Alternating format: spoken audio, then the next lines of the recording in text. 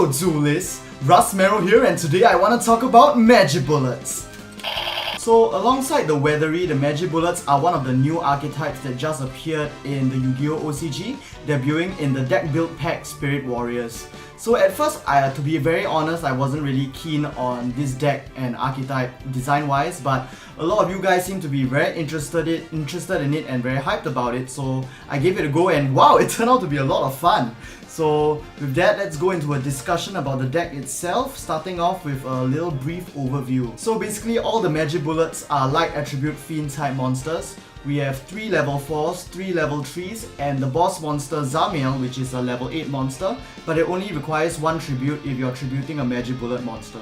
So the thing about the Magibullet monsters is that having any one of them on the field allows you to activate Magibullet spells and traps at like pretty much any time. So it means that you can activate traps without setting them first hand, and you can activate your quick play spells on the opponent's turn without setting them as well.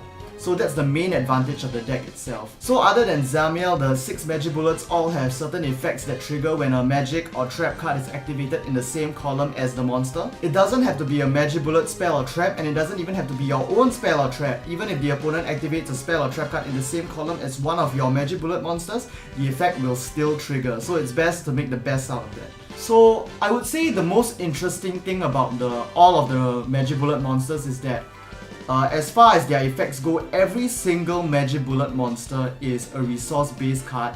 That means they don't really have removal effects like battle enhancement effects or any destruction effects like that. All of their effects involve helping you get more resources either into your hand or onto the field. So because of that, I call the Magibullets a resource-based deck rather than a power-based deck. Even the boss Zamiel with his 2.5k attack and defense isn't exactly very strong, and his effect is very resource-based as well. So since the Magibullets are a resource-based deck, I would say that the way that you actually win with the Magibullets is not in a head-to-head one-on-one confrontation, but it's about how fast you can actually set up your resources, your resource engine, by getting a lot of Magibullet monsters on the field and filling up your hand in order to give yourself access to more options, better options, such that you're able to counter any move your opponent decides to make with all of the cards in your hand. So that is generally the way I feel that Magibullet is supposed to win. And looking at the effects of the 6 monsters themselves, I would say all of them are generally decent, and they all will come in handy in certain situations. So I wouldn't say that any of the 6 of them would be one that you completely cut out from your deck.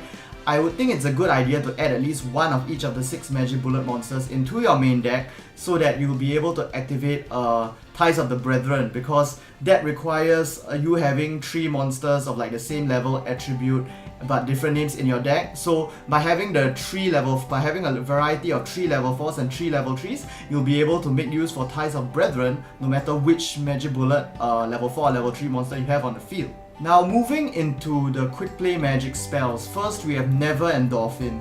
So this is the one that doubles one of your Magibullets attack and defense at the cost of making it unable to direct attack. So I would say this one compared to the other quick play spell is the less important one. It's mainly used defensively when your opponent has very strong monsters and your Magibullets can't deal with that, and when they come attacking, you just want to double your Magibullet stats for 1 turn in order to tide the turn over.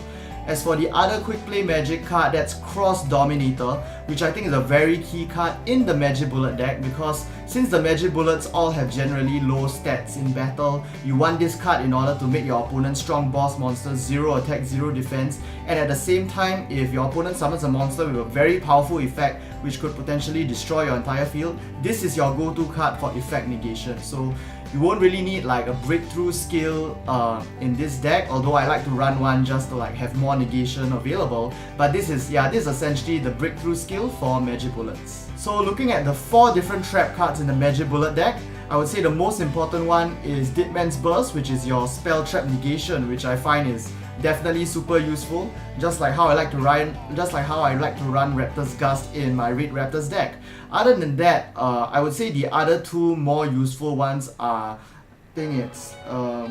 Desperado, which is your when you have a Magibullet on the field, you can destroy a face-up card on the opponent's field, so it can deal with field spells, any continuous magic or traps, while also blowing up strong boss monsters the opponents have. So this is your go-to removal card.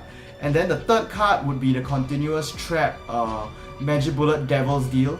Now this is important because if you look at the Magibullet quick play spell cards, generally you can see that the Magibullets aren't really geared to like have offensive removal of the opponent's field. They are more, the quick play spell cards are there in order to help your Magibullets win in battle. So if you activate Magibullet Devil's Deal, the continuous trap, none of your Magibullets will be able to be destroyed by card effects. So this really restricts your opponent's options and in a sense pushes them and sort of forces them to engage in battle with your Magibullets, where you can then use your 2 quick play magics in order to turn the tide of battle in your favor. So it's quite a key card, and when this card is destroyed by your opponent, you get a free draw, so pretty good. As for the last trap card, Dancing Needle, that one is kind of situational, but it's potentially very strong as well because it allows you to banish 3 cards for up to 3 cards from your opponent's grave. So for decks that rely heavily on the graveyard for resources and effect activation, this is a really solid card. But personally, I don't think it's as useful as the others, so I'm just running one in my deck. So looking at the power dynamics of the Magibullet deck and archetype compared to other archetypes, I would say that because of low stats, Magibullet is like in a similar situation to Crawlers in that they can't really deal with decks that are very strong, that can consistently push out really high power monsters, especially like for example the Blue Eyes deck or the Kaiju deck. Yeah, the Magibullets are quite weak against those because you quickly run out. At first you might have resources in order to like deal with their powerful monsters, but then you quickly run out and then they are consistently able to put out more while your monsters just stand there and end up getting fried in the end. So yeah. Also, I would say that the really key goal of the Magibullet deck is to set up as fast as possible, because once you're set up and ready to go, you can keep firing bullets and keep reloading, keep your resources going, and then you'll like get really strong, have a really good advantage.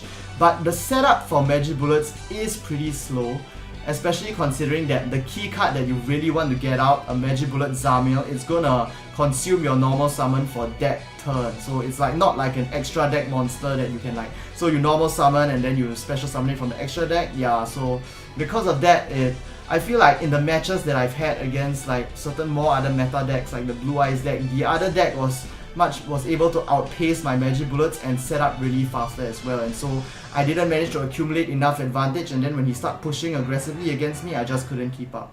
But compared to Crawlers, I would say that generally Magibullets have a lot more potential. So even though I've like highlighted the weaknesses in terms of slower setup and as well as the low power in the Magibullet deck, it doesn't mean that just because you face against like a faster deck or a much higher attack deck means that Magibullets will definitely lose.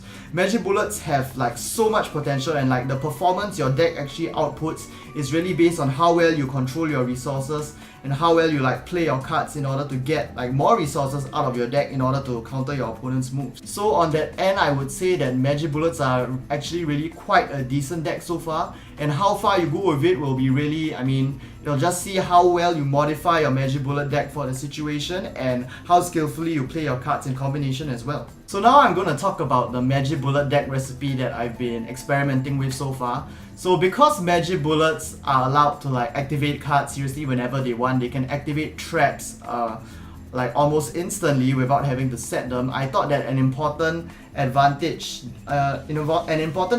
I could have built with the Magibullet deck is to disrupt the opponent's back row.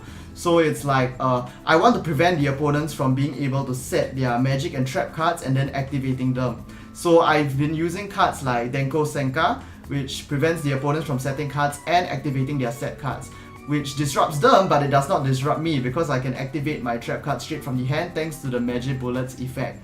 So here's just the quick recipe that I've been playing around with so far. So for the monsters, the tech cards that I've been using, of course, like I mentioned just now, Denko Sekka.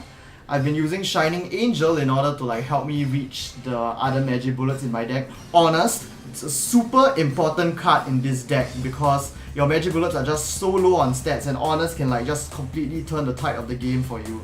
And of course, Maxi, because like I said earlier, this is a really important, the Magibullets is a really resource-based deck, so having as much chances, as much opportunities to draw is extremely important.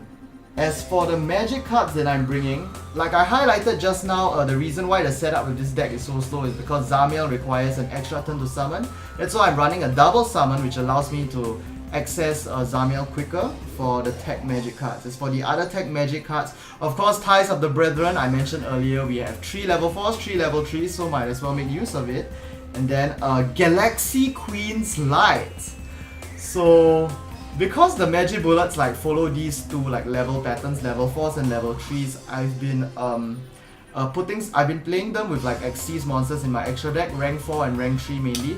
But then I thought, you know, since Zamiel is rank 8, maybe is level 8, maybe I could make use of that somehow in order to make a rank 8 Xyz summons. So I thought, you know, why not just put in one Galaxy Queen's Light for tech? And like maybe if I set up my field really well, I have one Zamiel and a bunch of like the low level Magibullets. I just play one Galaxy Queen's Light and I can like, or just get a Felgran and like any other rank 8 monster that's in my extra deck and like make my field even more solid.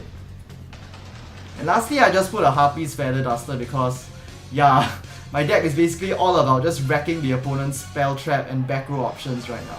As for the trap cards, I mean, yeah, the Magibullet trap cards are really good. You want to be running like all 4 of them in any combination you want. Just a bit on the extra, I put a bit of Mirror Force and Breakthrough Skill. And finally, for the extra deck, so for the rank 3 Magibullets, in order to Xyz them, I've put in Zenmaines, Gorgonic and Equipped Engineer. For the rank 4, I'm playing Gagaga Cowboy, Exciton Knight, Castell, 101, Utopia, and Dark Rebellion Xyz Dragon. If you're wondering like why some of the TCG ban cards are in this deck, is because I play OCG, so I'm following the OCG ban list. Yeah, so just take note of that. And finally, for the rank 8, of course, I'm bringing Divine Dragonite Felgran. I decided to put in Gimmick Puppet of Strings because I realized it has this really weird synergy with Magibullets, because you're going to put string counters on all the opponents, on all the monsters on the field and then destroy them, right? But if you have the continuous trap Magibullet Devil's Deal on the field, your Magibullets won't be destroyed by Gimmick Puppet of Strings. So yeah, that's something interesting to play around with if I manage to ever get it out. And finally, for my last rank 8, I just put Hope Harbinger Dragon Titanic Galaxy. Like, I couldn't really find like another rank 8 which I feel blends really well with the deck, so I think any pretty good placeholder rank 8 will just fit in this role. So that will be it for my Magibullet deck profile and discussion. Hope you guys enjoyed it and hope you guys are having fun playing Magibullets as well. Right now on YGO Pro 2, it seems like there's a bit of problems. Like when I try to use Magibullet deck in the main server, it says invalid and stuff like that, and in the TCG server it's like the effects aren't activating properly yet, but I think the admin should fix it up soon and then we'll be able to play Magibullets like properly. So now that I've completed my Magibullet sort of first deck profile and a little bit of playtesting, the next archetype that I'm going to try out next is definitely going to be the Weathery, so look forward to a Weathery deck profile and discussion video as well. If all goes well, I think I should be able to upload it next week. So my focus for the Yu-Gi-Oh side of my channel right now is really going to be like covering the Magibullets and the Weatheries until early next month when the next booster set in the OCG Extra Pack 2017 comes out. So other than deck profiles and discussions for Magibullet and Weathery, I'm thinking of like seeing what kind of lore I can derive from just looking at the card artwork and giving you guys some like fan lore discussion about the Weatheries and the Magibullets as well. So if you guys would enjoy that, do make sure to subscribe to get all the latest news about my videos. And if you enjoyed this video, don't forget to like and comment down below like what's your experience with Magibullet so far, and do you have any suggestions for other cards that I could put into my Magibullet deck, especially for my extra deck, cause even though I'm going with the rank 3, rank 4 and rank 8 thing now, I'm still considering my options, still not sure what's the best way to go with this. But I think I'm probably not gonna go with Synchro, because I feel like I've already got a lot of monsters in my deck and I don't really want to like put in like Synchro monsters, even though I know that Tour Guide is a pretty good option for this deck. Yeah, so with that, I guess that'll be all for this video. Hope to see you guys in the next Yu-Gi-Oh video. Let's access the spinning, swirling data storm, and with the wind our hearts are made to